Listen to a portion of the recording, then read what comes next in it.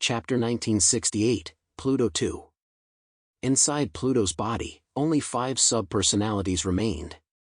They reached an agreement to coexist and protect the main personality, a 10-year-old child who was innocent and naive.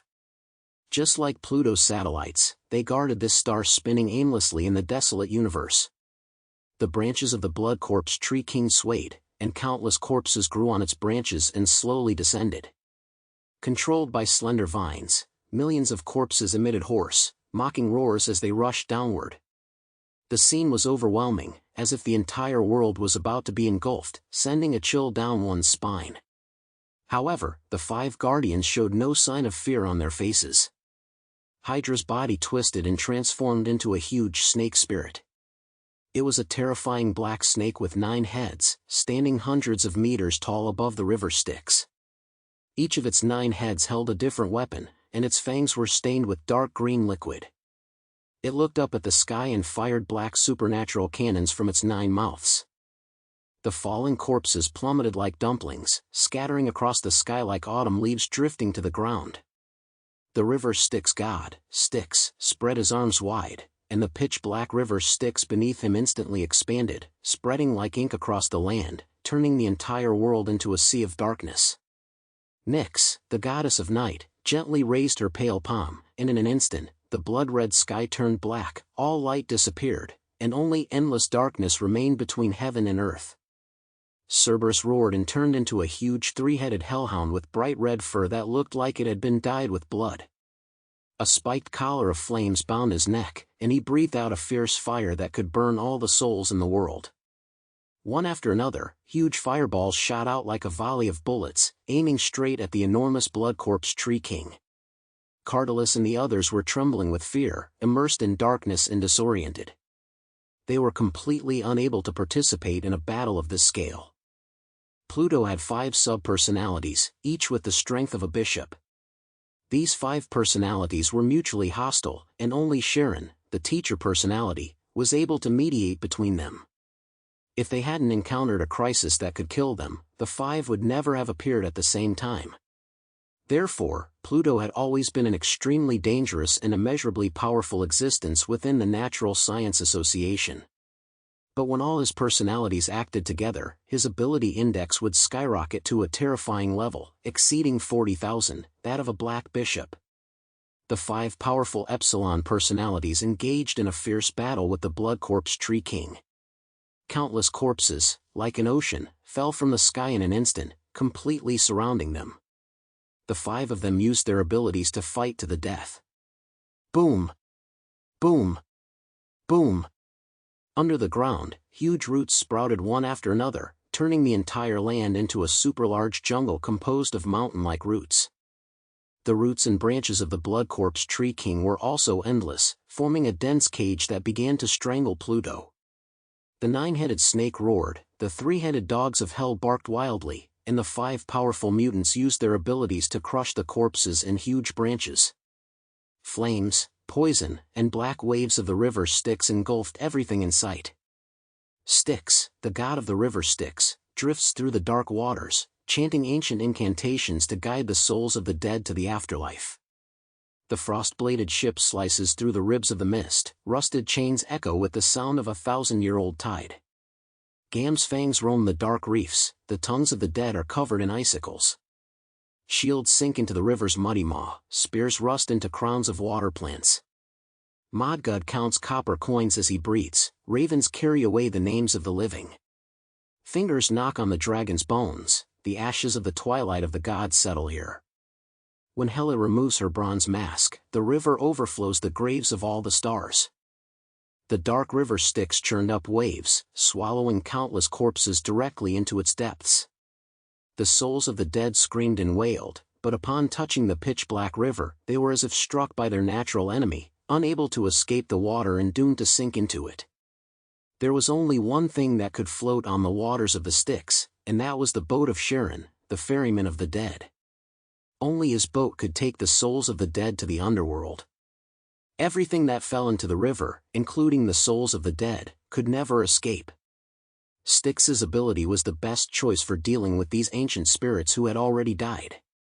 The 3-headed dogs of hell roared, and the blazing flames lit up the sky, burning the huge trees. Fire has a certain ability to suppress trees, so it can easily break through their surface defenses. However, even burning the small mountain-like roots would take a long time. Not to mention that the Blood Corpse Tree King had absorbed the life force of the entire blood swamp, so it couldn't be destroyed by a mere fire. Boom! Boom! Boom! The roots spread out from under the ground like sharp spikes piercing the sky, emitting a strong bloody smell and intertwining into a huge cage that crisscrossed in midair in the blink of an eye. From the direction of Cardalus and the others in the distance, even though they had lost sight of it, they could still sense through their armed equipment that a huge sphere had appeared there. The Blood Corpse Tree King formed a cage with its trunk and began to mercilessly strangle Pluto. With its almost infinite vitality, the Blood Corpse Tree King could kill all enemies that invaded here simply by consuming them and using the toughness of its trees. Pluto's 5 personalities fought back fiercely, but after they destroyed the branches, more branches quickly filled in. The surrounding space was becoming smaller and smaller, and at this rate, they would all be crushed into meat paste by the Blood Corpse Tree King in less than 30 seconds. Sharon stood still and did not join the battle. Among the 5 personalities, he was the weakest fighter as the ferryman of the Styx. This was because he was the teacher, the guide and mediator of all personalities, and the one with the highest intelligence. The Lord of the Netherworld cannot be killed, only sealed away. Therefore, pure confrontation is meaningless. What we need to do now is to take control of the battlefield and escape from its domain. Then we can seal it away. But, Sharon crossed his arms and closed his eyes. How exactly do we do that? Even at this critical moment, he was still able to remain calm.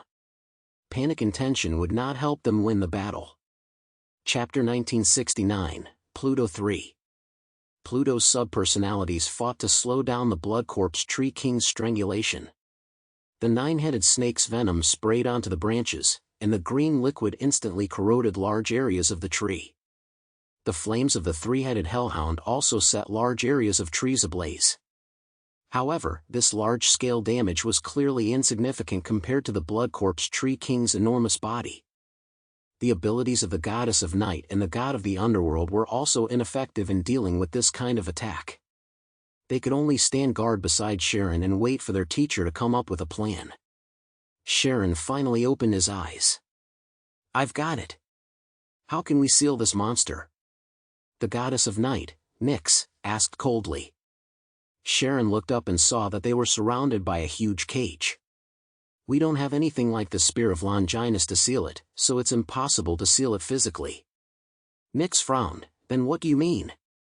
Sharon smiled slightly. "We can change our approach." He waved to the god of the underworld, Styx, who was standing nearby. "Styx, it's up to you now." Styx seemed to have been waiting for Charon's call. He didn't say anything, just nodded calmly. As the god of the river Styx, he was not a man of many words. The Black River Styx had already spread out at his feet. His ability was a trait system ability with the space attribute. Even on a 2-dimensional plane, he could expand it to form an independent river Styx space. Everyone sank directly into the river Styx, as if they had disappeared into a mirror. The Blood Corpse Tree King's stranglehold came to nothing, and it rolled into a huge ball of trees with a loud rumble. The god of the river Styx, who had already spread the river to the surrounding world, appeared from another direction with everyone in tow. But the moment they appeared, the Blood Corpse Tree King's stranglehold struck again. Nothing in this world could escape its senses. "Nyx." Sharon looked at Nyx. Nyx said in a cold, hoarse voice, "My Dreamweaver ability may not work on it." Nyx, the goddess of night, ruled over the night and dreams. She could drag people into dreams, then become the ruler of those dreams and attack her enemies. However, her main means of unleashing her abilities was through the control of light. However, if the opponent was a tree with subjective consciousness, she could not guarantee that her ability would be effective. That's right, Charon's goal was to have Nyx weave a dream and then put the Blood Corpse Tree King into a deep sleep. This was a kind of alternative seal that would allow them to escape their current predicament. Faced with Nyx's question, Sharon sighed lightly. "In that case, we'll just have to think of another way." Nyx said nothing, only slowly raising her hand. She controlled the darkness of the entire world, and she could also take back the darkness and give the world the light it deserved.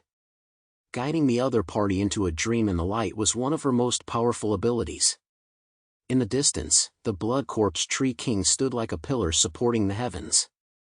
As the darkness receded, the world around it regained its original blood color. Nyx began to weave a dream, making it believe that it had killed all the humans who had invaded this place. The blood corpse tree king was silent for a moment. But just when they thought their plan had worked, the blood corpse tree king suddenly became violent. From above the clouds, countless branches fell toward them like towering mountains. How could this happen? I told you, my dream-weaving ability might not work on a tree, Nyx complained. The three-headed dog and nine-headed snake of the underworld realm used their huge bodies and powerful fighting abilities to hold the front line, sparing no effort to resist the branches falling like sharp swords. But this is strange. Sharon frowned, feeling that he had vaguely grasped something. If your dream-weaving ability has no effect, then why is it so enraged? Unless your ability has had an effect on it, but not to the extent that we wanted. Karen's brain was working at full speed, which was unfortunate for the others, who had to endure the fierce attacks of the blood corpse tree king. Even the river Styx couldn't completely dodge the blood corpse tree king's attacks, and was tossed about by waves tens of thousands of feet high, even running the risk of being destroyed. Sharon thought of the lord of the netherworld he had faced before. The Crow of Doom, the immortal demon child. Those guys were incredibly powerful, but they didn't seem like ordinary intelligent beings. They are Mammon's dreams. They are sealed demon gods, products of dreams, each representing one of Mammon's personalities. So they are not complete beings, and therefore they are incomplete and have significant flaws. Thinking of this, Sharon was filled with joy. I understand. Since they are the embodiment of dreams, their weakest point should be their spirit. Mammon himself had suffered heavy damage, and the four horsemen had inflicted terrible wounds on him. He himself was unable to come out into the world, let alone the lord of the netherworld in his current state. Therefore, Nyx's ability to make him violent was because Dreamweaver had the ability to invade spiritual bodies. We found its weakness. Sharon looked at the blood corpse tree king in the distance and pointed, we must enter its body and then use illusions. This guy's senses are very keen.